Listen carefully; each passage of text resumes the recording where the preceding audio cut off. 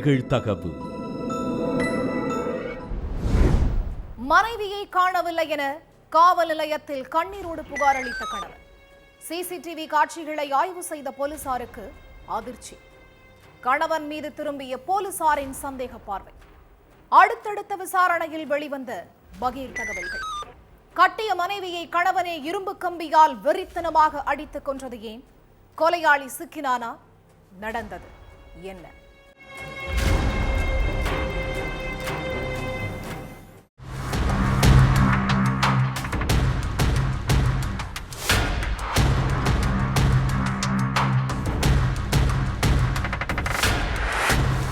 என் மனைவியை காணோம் சார். பல இடங்கள்ல தேடி பார்த்தோம், கிடைக்கல. பெத்த தாய் இல்லாம என் குழந்தை சாப்பிடாம தூங்காம கஷ்டப்பட்டுக்கிட்டு இருக்கு. எப்படியாச்சும் என் மனைவியை கண்டுபிடிச்சு கொடுத்துருங்க சார் அப்படின்னு போலீஸ் ஸ்டேஷனுக்கு வந்த இளைஞர் ஒருத்தர் போலீஸ்காரங்க கிட்ட கால்ல விழாத குறையா கெஞ்சி அழுதுட்டு இருந்தாரு.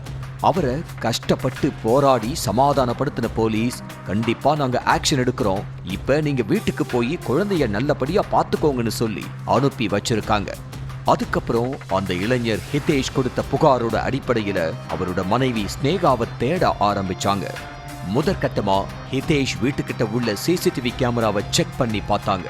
அதுல ஸ்னேகா தன்னோட கணவர் ஹிதேஷ் கூட பைக்ல போன காட்சிகள் பதிவாகி இருந்துச்சு. கணவனும் மனைவியும் பைக்ல ஒன்னா போன அன்னைக்கு நைட்டு தான் ஹிதேஷ் தன்னோட மனைவியை காணோம்னு சொல்லி கம்ப்ளைண்ட் கொடுத்திருக்காரு. அதனால போலீஸுக்கு ஹிதேஷ் மேல டவுட் வந்திருக்கு. அதுக்கப்புறம் அவரை கூப்பிட்டு கிடுக்குப்பிடி விசாரணை நடத்தினதுக்கு அப்புறம் தான் மனைவிய இரும்பு கம்பியால அடிச்சு கொன்னுட்டு ஒன்னும் தெரியாத அப்பாவி மாதிரி போலீஸ் ஸ்டேஷனுக்கு வந்து கம்ப்ளைண்ட் கொடுத்த விஷயம் வெளிச்சத்துக்கு வந்திருக்கு. குஜராத் மாநிலம் ராஜ்கோட்டை சேர்ந்த ஸ்னேகாவும் ஹிதேஷும் கடந்த 3 வருஷத்துக்கு முன்னாடி காதலிச்சு கல்யாணம் பண்ணியிருக்காங்க. இந்த தம்பதிக்கு 2 வயசுல ஒரு மகன் இருக்கான். பிரைவேட் கம்பெனில மேனேஜரா வேலை செஞ்சுக்கிட்டு இருக்கிற ஹிதேஷ் வேலை விஷயமா அடிக்கடி வெளியூருக்கு போயிடுறது வழக்கம். கணவன் அடிக்கடி வெளியூருக்கு போனதுனால கணவன் மனைவிக்கிடையில முட்டலும் மோதலும் இருந்திருக்கு. இப்படிப்பட்ட சூழ்நிலையில ஹிதேஷ் அடிக்கடி தன்னோட மனைவி குழந்தைய தனியா விட்டுட்டு வெளியூருக்கு போயிட்டு இருந்ததுனால கணவன் மனைவிக்குள்ள இருந்த நெருக்கம் படிப்படியா குறைஞ்சிருக்கு. ஹிதேஷ் வெளியூர்ல இருந்த நேரத்துல ஸ்னேகா போன் பண்ணப்பெல்லாம் போன் பிஸினே வந்திருக்கு. இதுதான் எல்லா பிரச்சனைக்கும் ஆரம்ப புள்ளியாவே இருந்திருக்கு. எப்ப பார்த்தாலும் செல்போன்ல பேசுறது, ஆன்லைன்லயே இருக்கிறதுன்னு ஹிதேஷோட நடவடிக்கைகள்ல நிறைய மாற்றம் இருந்ததுனால கணவனோட நடத்தை மேல மனைவி ஸ்னேகாவுக்கு சந்தேகம் வந்திருக்கு. அதனாலேயே கணவன் மனைவிக்கிடையில அடிக்கடி வாய் தகராறும் ஏற்பட்டிருக்கு. ஹிதேஷுக்கு வேலை விஷயமா நிறைய செல்போன் அழைப்புகள் வருமா. அத ஸ்னேகா தவறா புரிஞ்சுக்கிட்டு கணவன் கூட தினமும் தகராறு பண்ணிட்டு இருந்திருக்காங்க. சில நாட்களுக்கு முன்னாடி வழக்கம் போல ஆபீஸுக்கு கிளம்பின ஹிதேஷ் மனைவி ஸ்னேகா கிட்ட ஈவினிங் ஷாப்பிங் கூட்டிட்டு போறேன்னு சொல்லிட்டு கிளம்பி இருக்காரு. ஆனா அன்னைக்கு ஹிதேஷுக்கு ஆபீஸ்ல மீட்டிங் இருந்ததுனால ஸ்னேகா கிட்ட ஷாப்பிங் கூட்டிட்டு போறேன்னு சொன்னதையே மறந்திருக்காரு. அதுக்கப்புறம் ஆபீஸ முடிச்சிட்டு வீட்டுக்கு வந்த கணவன் ஹிதேஷ் கிட்ட என்ன ஷாப்பிங் கூட்டிட்டு போறேன்னு சொல்லிட்டு வேறொருத்தி கூட ஊரை சுத்திட்டு லேட்டா வீட்டுக்கு வர்றியான்னு கேட்டு தகாத வார்த்தைகளால பேசி இருக்காங்க. ஏற்கனவே மண்டை சூடுல இருந்த ஹிதேஷுக்கு மனைவி இப்படி பேசினது இன்னும் கடுப்பை ஏத்தி இருக்கு. கணவனை சந்தேகப்பட்டு ஸ்னேகா அடிக்கடி சண்டை போட்டுக்கிட்டு இருந்தது ஹிதேஷுக்கு மன உளைச்சலை ஏற்படுத்தி இருக்கு. இந்த மன உளைச்சல் தான் கொலை செய்யவே தூண்டி இருக்கு. இந்த சம்பவம் நடந்த 2 நாளைக்கு அப்புறம், அதாவது சனிக்கிழமை சாயங்காலம் மனைவி ஸ்னேகா கிட்ட வெளியே எங்காவது போயிட்டு வரலாம்னு சொல்லி பைக்ல கூட்டிட்டு போயிருக்காரு ஹிதேஷ். 2 வயசு மகனை பெற்றோர் வீட்டுல விட்டுட்டு கிளம்பி இருக்காங்க. போற வழியில ஊருக்கு பக்கத்துல காட்டு பகுதி இருக்கு. அந்த பகுதியில அவ்வளவா ஆள் நடமாட்டம் இருக்காது. அதனால நம்ம 2 பேரும் கொஞ்ச நேரம் நடந்தபடியே பேசிட்டு போகலாம்னு சொல்லி மனைவி ஸ்னேகாவை காட்டு பகுதிக்கு அழைச்சிட்டு போயிருக்காரு ஹிதேஷ். அங்க போனதும் மனைவி ஸ்னேகாவை கீழே தள்ளி விட்ட ஹிதேஷ் காலால கழுத்திலேயே ஓங்கி ஓங்கி மிதிச்சிருக்காரு. அத்தோட தான் மறைச்சு வச்சிருந்த இரும்பு கம்பியை எடுத்து ஸ்னேகாவோட முகத்தை சிதைச்சி துடிக்க துடிக்க கொன்னுட்டு அங்கிருந்து எஸ்கேப் ஆயிட்டாரு. அதுக்கப்புறம் போலீஸுக்கு சந்தேகம் வரக்கூடாதுங்கிறதுக்காக தானே வாலண்டரியா போய் பானிபூரி சாப்பிடுறதுக்காக வீட்ல இருந்து கிளம்பி போன ஸ்னேகாவை காணோம்னு கம்ப்ளைண்ட் கொடுத்திருக்காரு. விசாரணையில எல்லா உண்மைகளையும் கண்டுபிடிச்ச காவல்துறையினர் ஹிதேஷ அரெஸ்ட் பண்ணி ஜெயில்ல அடைச்சிட்டாங்க.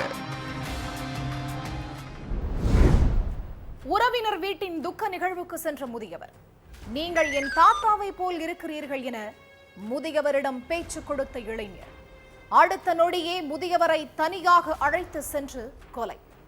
முதியவர் கழுத்தில் கால் வைத்து மிதித்தே கொன்ற பயங்கரம். வயதானவர்களிடம் பண மோசடியில் ஈடுபட்டதோடு முதியவரை துடிக்க துடிக்க கொலை செய்த கொடூரன் சிக்கியது எப்படி நடந்தது என்ன?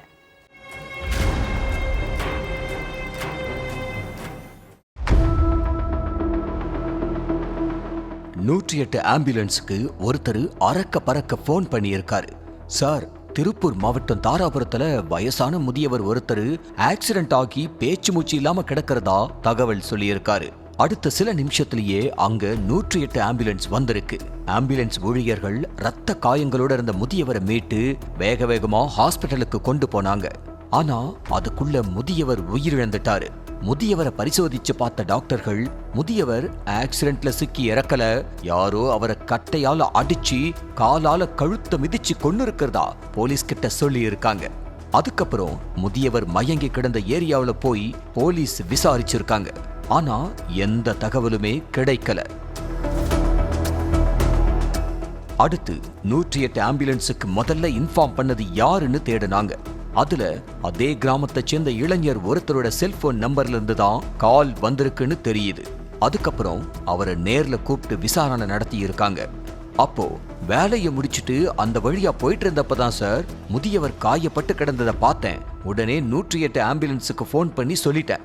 எனக்கு அவ்வளவுதான் சார் தெரியும், எந்த வண்டி முதியவர் மேல மோதிச்சுங்கிற விவரமெல்லாம் எனக்கு தெரியாதுன்னு சொல்லி இருக்காரு. அவர் மேல லைட்டா சந்தேகம் இருந்ததுனால அவர் சந்தேக லிஸ்ட்ல வச்சிருந்தாங்க. இதுக்கிடையில முதியவர் மீட்கப்பட்ட இடத்துக்கு மறுபடியும் போன போலீஸ் சம்பவம் நடந்த இடத்தை சுத்தி சிசிடிவி கேமரா ஏதாச்சும் இருக்கான்னு செக் பண்ணி இருக்காங்க. அப்போ அங்க உள்ள ஒரு சிசிடிவி கேமராவுல முதியவரை ஒருத்தன் அடிச்சு மிதிச்சு மறைவான இடத்துக்கு வலுக்கட்டாயமா இழுத்துட்டு போன காட்சிகள் பதிவாகி இருந்திருக்கு. நல்லா உன்னிப்பா கவனிச்சு பார்த்தப்பதான் தெரிஞ்சது ஆம்புலன்ஸுக்கு இன்ஃபார்ம் பண்ண இளைஞருக்கும் இந்த கொலைக்கும் எந்த சம்பந்தம் இல்ல அப்படிங்கிறது.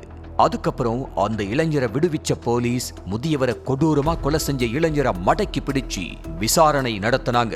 அதுலதான் பல திடுக்கிடும் தகவல்கள் எல்லாம் வெளியில வந்துச்சு. முதியவர் பசுபதிக்கு தாராபுரம் தான் சொந்த ஊரு. 60 வயசான பசுபதி மாரியம்மன் கோயில் தெருவுல உள்ள உறவினர் வீட்டோட துக்க நிகழ்வுக்கு போயிருக்காரு. அப்போ ஜீவா காலனியை சேர்ந்த 22 வயசான யாசர் அரபாத்துங்கிற இளைஞர் முதியவர் பசுபதி கிட்ட பேச்சு கொடுத்திருக்கான். ஐயா, உங்களை எனக்கு நல்லாவே தெரியும், எங்க தாத்தாவை மாதிரியே நீங்க இருக்கீங்கன்னு சொல்லி ஜாலியா பேசி இருக்கான். அப்படி பேச்சு கொடுத்த மறு நிமிஷமே மனசு ரொம்ப கஷ்டமா இருக்கு ஐயா, சரக்கு வாங்கி வச்சிருக்கேன், வரீங்களா குடிக்கலாம் அப்படின்னு கேட்டிருக்கான் யாசர் அரபாத். ஆரம்பத்துல யாசர் அரபாத் நல்லா சிரிச்சு கலகலப்பா பேசினதை பார்த்த பசுபதிக்கு அவன் முகம் வாடினதும் மனசு கேட்கல. அதனால சரி வா தம்பி, ஒன்னா போய் சரக்கு அடிப்போம்னு பசுபதி சொல்ல அவரை பைக்ல உட்கார வச்சுக்கிட்டு காட்டு பகுதிக்கு கூட்டிட்டு போயிருக்கான் யாசர் அரபாத். அங்க போனதும் 60 வயசான பசுபதி கூட சியர்ஸ் போட்ட 22 வயசான யாசர் அரபாத் போதை தலைக்கேறினதும் பசுபதி கிட்ட குடிச்சதுக்கு பணம் கேட்டு தகாத வார்த்தைகளால பேசி இருக்கான். அதுக்கு பசுபதியோ, நான் சிவனேன்னு தானே இருந்தேன், நீ தானே தம்பி என்ன கட்டாயப்படுத்தி இங்க கூட்டிகிட்டு வந்தேன்னு சொல்லி இருக்காரு. ஆனா பசுபதி சொல்றதை எதையும் காதுல வாங்காத யாசர் அரபாத் முதியவரை வாய்க்கு வந்தபடி திட்டி இருக்கான். ஒரு கட்டத்துல பசுபதியை கீழே தள்ளி விட்டுட்டு கட்டையால அடிச்சது மட்டும் இல்லாம அவரோட கழுத்து மேல காலை வச்சு மிதின்னு மிதிச்சு துடிக்க துடிக்க கொடூரமா கொண்டு இருக்கான். அதுக்கப்புறம் அவரோட பாக்கெட்ல இருந்த 1700 ரூபாயை எடுத்துக்கிட்டு எஸ்கேப் ஆயிட்டான். யாசர் அரபாத் மேல ஏற்கனவே கஞ்சா சேல்ஸ், வழிப்பறின்னு பல வழக்குகள் நிலுவையில இருக்கு. 45 60 வயசுல உள்ள பல பேர்கிட்ட யாசர் அரபாத் இந்த மாதிரி மோசடியில ஈடுபட்ட வழக்கம் இருக்கு. வயசானவங்க கிட்ட போய் நீங்க என்னோட தாத்தா மாதிரியே இருக்கீங்க, நீங்க என்னோட பாட்டி மாதிரியே இருக்கீங்கன்னு சொல்லி அவங்கள ஏமாத்தி பணம் பறிக்கிறது தான் யாசர் அரபாத்தோட முழு நேர வேலையாவே இருந்திருக்கு. சிசிடிவி காட்சியோட அடிப்படையில யாசர் அரபாத்தை பிடிச்சு விசாரிச்சதுல மொத்த உண்மையையும் கக்கி இருக்கான். அதுக்கப்புறம் யாசர் அரபாத் மேல கொலை வழக்கு பதிவு செஞ்ச போலீஸ் அவனை அரெஸ்ட் பண்ணி கம்பி எண்ண வச்சிருக்காங்க. தமிழகத்தில் நிலுவையில் உள்ள 505 பாலியல் பலாத்கார வழக்குகள். கடந்த 2 வருடத்தில் மட்டும் சென்னையில் 105 வழக்குகள், கடலூரில் 35 வழக்குகளும், கோவையில் 31 வழக்குகளும் நிலுவையில் உள்ளதாக புள்ளி விவரம். 90 நாட்களை கடந்தும் அறிக்கை தாக்கல் செய்யப்படாத வழக்குகளும், 1 வருடமாக விசாரணையில் உள்ள வழக்குகளும் விரைந்து முடிக்கப்படுமா? என்ன செய்கிறது காவல்துறை?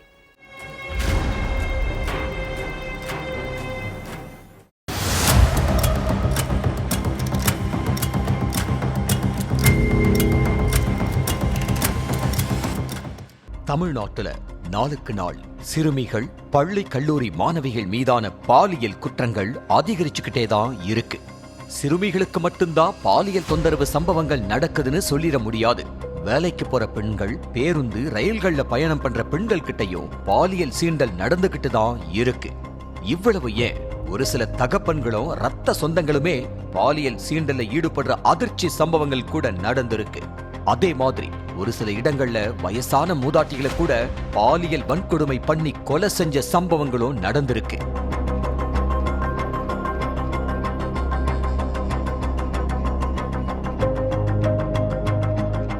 இப்படி பாலியல் அத்துமீறல்ல ஈடுபடுற நபர்கள் கைது செய்யப்பட்டு சிறையில அடைக்கப்பட்டு கம்பி எண்ணிக்கிட்டு வந்தாலுமே பெண் குழந்தைகள் மீதான குற்றங்கள் குறைஞ்ச பாடில்ல. சிறைக்குள்ள நல்ல உணவு, தங்க இடம்னு சகல வசதிகளோட சொகுசா இருக்கிறதுனால தான் குற்றவாளிகள் அதை ஒரு பொருட்டா எடுத்துக்காம தொடர்ந்து பாலியல் சம்பவங்கள்ல ஈடுபடுறதா பலர் குற்றம் சாட்டி இருக்காங்க.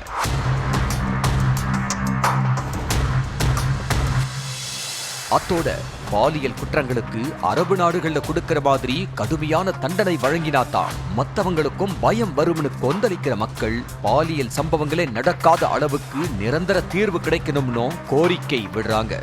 அதே மாதிரி குழந்தைகளுக்கு எதிரான குற்றங்கள்ல இருந்து அவங்கள பாதுகாக்கவும் பாலியல் குற்றவாளிகளுக்கு கடும் தண்டனை கொடுக்கிற வகையில உருவாக்கப்பட்டதுதான் போக்சோ சட்டம்.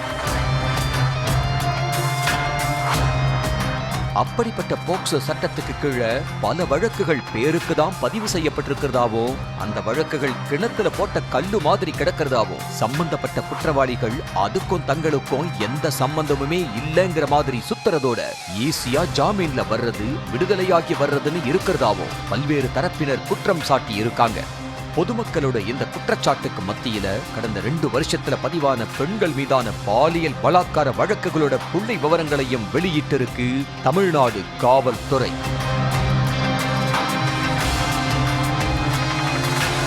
அதுல தமிழ்நாட்டுல மட்டும் கடந்த ஆண்டு 173 பாலியல் பலாத்கார வழக்குகளும், இந்த ஆண்டு ஜனவரியிலிருந்து அக்டோபர் மாசம் வரைக்கும் 373 வழக்குகளும் போடப்பட்டிருக்கிறதா குறிப்பிட்டிருக்கிற தமிழ்நாடு காவல்துறை இப்ப வரைக்கும் 505 வழக்குகள் விசாரணையில இருக்கிறதாவும் சொல்லி இருக்கு.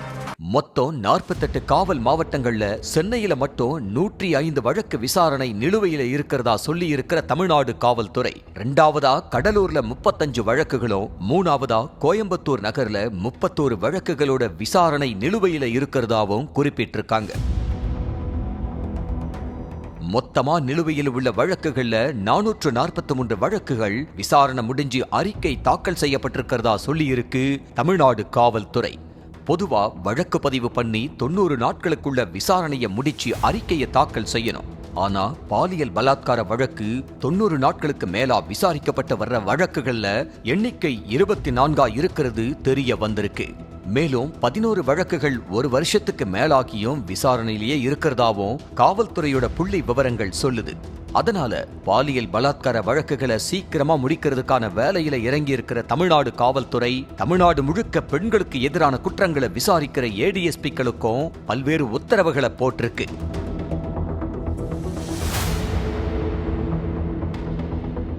குறிப்பா 90 நாட்களுக்கு மேலாக்கியும் விசாரணையிலேயே இருக்கிற வழக்குகளையும் சரி, அதே மாதிரி 1 வருஷமாக்கியும் விசாரணையிலேயே ஜவ்வா இழுக்கிற வழக்குகளையும் சரி, தனி கவனம் செலுத்தி விரிவான அறிக்கையை சமர்ப்பிக்கணும்னு சொல்லி இருக்கிற காவல் உயரதிகாரிகள் வழக்குகள் நிலுவையில இருக்கிறதுக்கான காரணத்தையும் ஆய்வு பண்ணி அடுத்த கட்டத்துக்கு கொண்டு போகணும்னு உத்தரவிட்டிருக்காங்க. பாலியல் வழக்குகளோட புள்ளி விவரங்களை வெளியிட்டோம், நிலுவையில் உள்ள வழக்குகளை சீக்கிரமா முடிக்கணும்னு அக்கறையா உத்தரவு போட்டிருக்கிற காவல்துறை உயரதிகாரிகள் பாலியல் சம்பவங்கள் நடக்காம இருக்கிறதுலயும் குற்றவாளிகளுக்கும் கடும் தண்டனை வாங்கி கொடுக்கறதுலயும் அக்கறை காட்டணும்னு சொல்ற பொதுமக்கள் சட்டத்துல இருக்க ஓட்டை வழியா பாலியல் குற்றவாளிகள் தப்பிக்காத அளவு தண்டனையை கடுமையாக்கணும்னு கோரிக்கை விடுத்திருக்காங்க. அத்தோட பாலியல் வழக்குகள் 1 வருஷத்துக்கு மேல விசாரணையில் தான் இருக்குன்னு சொல்ற காவல்துறை குற்றவாளிகளை கண்டுபிடிக்காம என்னதான் பண்றாங்க அப்படிங்கிற கேள்வியும் எழுது.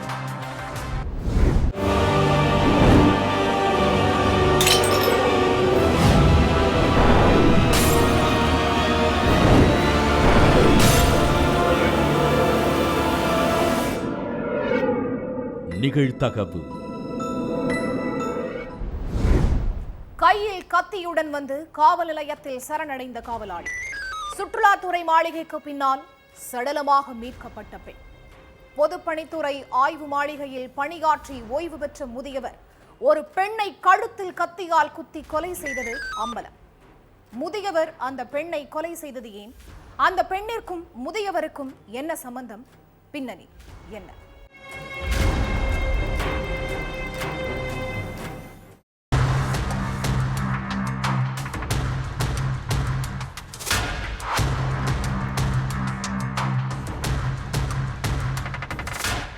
சார், நான் ஒரு பொண்ணை கொலை பண்ணிட்டேன்னு கையில கத்தியோட 64 வயசான ஒரு முதியவர் போலீஸ் ஸ்டேஷனுக்கு வந்திருக்காரு. யார கொலை செஞ்சீங்க, சடலம் எங்க கிடக்குதுன்னு போலீஸ் கேட்டதும் ராமேஸ்வரம் பொதுப்பணித்துறை சுற்றுலா மாளிகைக்கு பின்னால உள்ள பகுதிக்கு காவலர்களை அழைச்சிட்டு போயிருக்காரு முதியவர். அங்க கழுத்துல கத்தியால குத்தப்பட்டு சடலமா கிடந்த பெண்ணினுடைய உடலை மீட்டு போஸ்ட்மார்ட்டத்துக்காக அனுப்பி வச்ச காவலர்கள் அடுத்து முதியவர்கிட்ட விசாரணை நடத்தி இருக்காங்க. அப்பதான் முதியவர் யாரு, கொலை செய்யப்பட்ட பெண் யாரு, முதியவர் எதுக்காக அந்த பெண்ணை கொலை செஞ்சாருன்னு எல்லாத்துக்குமே விடை கிடைச்சது. ராமநாதபுரம் பொதுப்பணித்துறை ஆய்வு மாளிகையில வாட்ச்மேனா வேலை பார்த்தவரு தான் முதியவர் கார்மேகம். அந்த பணியிலிருந்து 4 வருஷத்துக்கு முன்னால ஓய்வு பெற்ற கார்மேகம் ராமேஸ்வரம் கெந்தமான பருவதம் பகுதியில் உள்ள சுற்றுலாத்துறை மாளிகையில தற்காலிக வாட்ச்மேனா பணிக்கு சேர்ந்திருக்காரு. இதுக்கு மத்தியில 2013 உடல்நிலை சரியில்லாம மனைவி உயிரிழந்துட்டாங்க. 2018 பரமக்குடி வசந்தபுரம் பகுதியில் உள்ள கஸ்தூரிங்கிற பொண்ணு கூட கார்மேகத்துக்கு பழக்கம் ஏற்பட்டிருக்கு. கஸ்தூரியோட முதல் கணவரும் உடல்நிலை சரியில்லாம உயிரிழந்ததுனால கார்மேகத்தோட பழகிறதுல அவங்களுக்கு பெருசா இடையூறு இல்லாம இருந்திருக்கு. ஆனா கார்மேகத்தோட மகன்களுக்கு அது அவமானமா இருந்ததுனால அப்பா கிட்ட பேசுறதையே நிறுத்திட்டாங்க. இருந்தாலும் கஸ்தூரி கூட பேசுறதையோ பழகிறதையோ கார்மேகம் நிறுத்தல. கஸ்தூரிக்கு செலவுக்கு தேவையான பணத்தை கொடுக்கிறது, பரமக்குடிக்கு போய் அடிக்கடி பார்த்துட்டு வர்றது, தான் வேலை பார்க்கிற இடத்துக்கு அடிக்கடி கஸ்தூரிய வர வைக்கிறதுன்னு இருந்திருக்காரு. மகன்கள் பேசாததை கூட பெருசா நினைக்காம கஸ்தூரி தான் முக்கியம்னு கார்மேகம் நினைச்சுக்கிட்டு இருக்கிறப்ப அவருக்கு ஒரு அதிர்ச்சி தகவல் கிடைச்சிருக்கு. பரமக்குடியில் இருந்த ஒரு நண்பர் கார்மேகத்துக்கு போன் பண்ணி, நீ பேசி பழகிற பொண்ணு உனக்கு துரோகம் பண்றதாவும் உன்னோட பணத்துக்காகத்தான் பழகிறதாவும் சொல்லி இருக்காரு. அதோட நம்பலனா நேர்ல வந்து நீயே பாத்துக்கோன்னு சொல்லி இருக்காரு. நண்பன் சொன்ன மாதிரியே கஸ்தூரி தன்னோட ஊர்லயே பக்கத்து ஏரியாவில் உள்ள திரௌபதி அம்மன் கோயில் தெருவுல உள்ள முருகேசனுங்கிற நபரோட வெளியில சுத்திக்கிட்டு இருந்திருக்காங்க. அதை பார்த்து கடுப்பான கார்மேகம் கஸ்தூரிய கண்டிச்சதோட மன்னிச்சும் விட்டிருக்காரு. ஆனாலும் அதை கண்டுக்காத கஸ்தூரி முருகேசன் கிட்ட தொடர்ந்து பழகுனதோட தனிமையிலையும் இருந்திருக்காங்க. அதை நேர்ல பார்த்த கார்மேகம் கஸ்தூரி கிட்ட சண்டை போட்டிருக்காரு. அப்போ சும்மாதான் வீட்டுக்கு பார்க்க வந்தாரு, ஏன் தப்பா நினைக்கிறீங்கன்னு நாடகம் ஆடி இருக்காங்க கஸ்தூரி. அதனால இன்னும் டென்ஷனான கார்மேகம் விறுவிறுன்னு கிளம்பி தான் வேலை பார்க்கிற இடத்துக்கு வந்துட்டாரு. ஆனா வந்த பிறகும் கஸ்தூரியோட துரோகத்தை கார்மேகத்தால தாங்க முடியல. அதனால கஸ்தூரி கதைய முடிக்க நினைச்ச கார்மேகம் நடந்தது நடந்துருச்சு, இனிமேலாவது ஒழுங்கா இருன்னு போன் பண்ணி அமைதியா அட்வைஸ் பண்ணி இருக்காரு. அடுத்து கிளம்பி இங்க வா, வெளியில போய் சேர்ந்து சாப்பிட்டு வரலாம்னு கூப்பிட்டு இருக்காரு. அதனால கெந்தமான பருவதம் பகுதிக்கு வந்திருக்காங்க கஸ்தூரி. அப்போ கத்திய சட்டைக்கு பின்னால மறைச்சு வச்சிருந்த கார்மேகம் சுற்றுலா மாளிகைக்கு பின்னால கஸ்தூரிய அழைச்சிட்டு போய் கழுத்திலேயே குத்தி இருக்காரு. அறிவுரை சொல்லி பார்த்தேன் கேட்கல, கண்டிச்சு பார்த்தேன் கேட்கல, அதனால நீ உயிரோடவே இருக்க வேண்டாம்னு சொல்லி கஸ்தூரிய குத்தி கொலை பண்ணியிருக்காரு கார்மேகம். அடுத்து சடலத்தை அங்கேயே போட்டுட்டு கையில கத்தியோட போய் ராமேஸ்வரம் போலீஸ் ஸ்டேஷன்ல சரணடைஞ்ச கார்மேகம் மொத்த உண்மையையும் காவலர்கள் கிட்ட சொல்லி இருக்காரு. டாஸ்மாகில் அமர்ந்து மது குடித்துக் கொண்டிருந்த இருவர் கண்ணிமைக்கும் நேரத்தில் இருவரை அரிவாளால் வெட்டி சூறையாடினவர். ரத்தம் தெறிக்க தெறிக்க மண்டையை பிளந்த பயங்கரம். ரிலாக்ஸ் செய்வதற்காக டாஸ்மாகிற்கு சென்று இருவரின் உயிர் பறிபோன சோகம். இருவரை அரிவாளால் வெட்டி கொன்ற நபர் யார்? வெட்டி கொலை செய்யும் அளவுக்கு அப்படி என்ன பிரச்சனை? பின்னணி என்ன?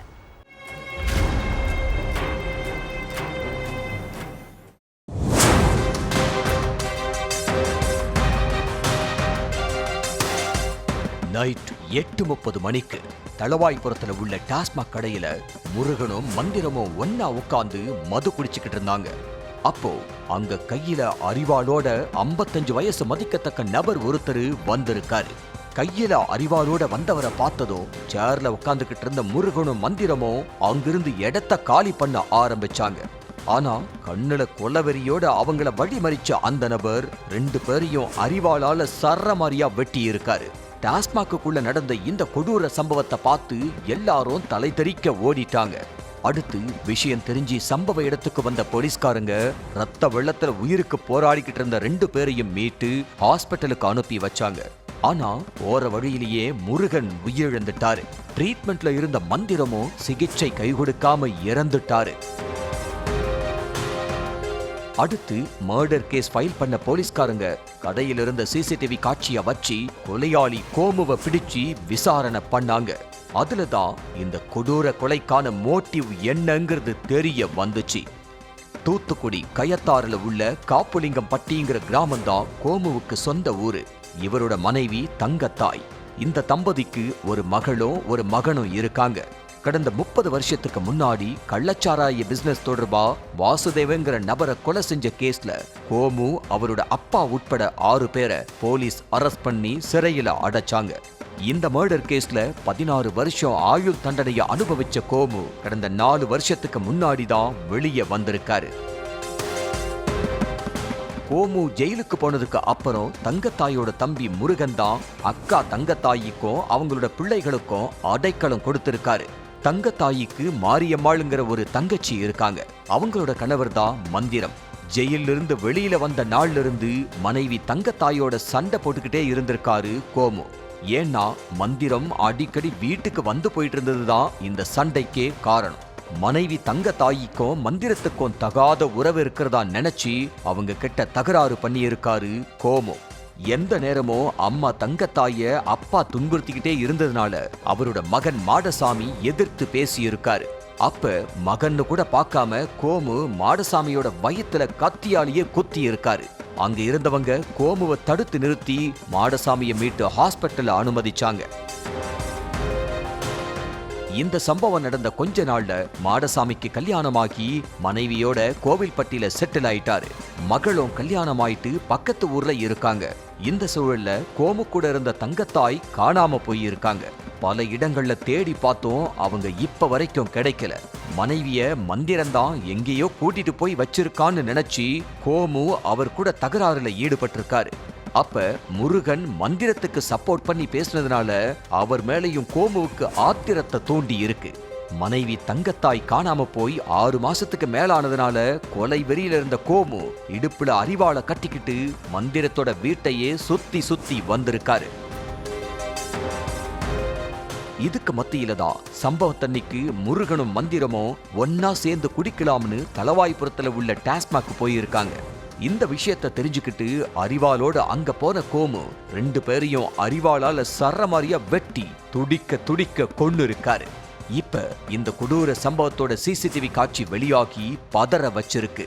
விசாரணையில கோமு எல்லாத்தையும் சொன்னதும் அவர் மேல கொலை வழக்கு பதிவு பண்ணி சிறையில அடைச்சிட்டாங்க. ஒவ்வொரு குற்றங்களின் முடிவும் சட்டத்தின் கையில். விசாரணை தொடரும், பார்க்கலாம் அடுத்த நிகழ்தகவல்.